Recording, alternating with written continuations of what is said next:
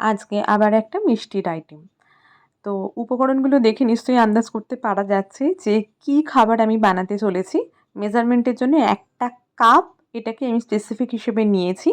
তো ১ম এ দিয়ে দিলাম ১ কাপ সুজি, নরমাল যেকোনো সুজি বাজারে যা পাওয়া যায়। তার সাথে দিয়েছি ১ কাপ চিনি। আমরা মিষ্টি একটু বেশি খাই, তাই ১ কাপ চিনি নিতে হয়েছে। এছাড়া আমি দিয়েছি ময়দা, ময়দা ১ কাপ, তার থেকে আরেকটু বেশি নিয়েছিলাম।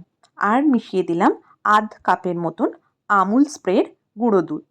মিশিয়ে নিয়েছি ১ মুঠোর মতন কিশমিশ। এবারে জল দিতে হবে, কিন্তু অল্প অল্প করে, এবং মিশ্রণটাকে গুলতে থাকতে হবে যতক্ষণ না এরকম একটা থিক কনসিস্টেন্সিতে আসে। এবার ফ্রাইং প্যানের মধ্যে সাদা তেল নিয়ে নিয়েছি আর অল্প অল্প করে মিশ্রণটাকে দিয়ে দিয়েছি। ফ্লেম খুব বেশি বাড়ানো যাবে না, অল্প ফ্লেমে ভাজতে হবে যতক্ষণ না দু পিঠ লাল হয়ে আসে।